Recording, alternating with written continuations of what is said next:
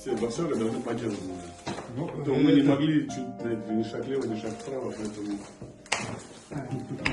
У меня случилась в семье трагедия с ребенком.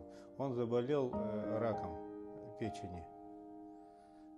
И лечили в городе Екатеринбурге, и нам врачи посоветовали пересадку печени сделать. Я был донором.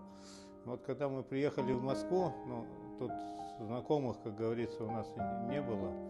У меня друг из Тобольска, да, Дмитрий, он случайно просто узнал и говорит: а почему ты не обратишься в федерацию? Я говорю: да не, я даже не верил, что могут помочь. И вот федерация без всяких даже взяла, помогла с таким это, и нам помогла, как говорится.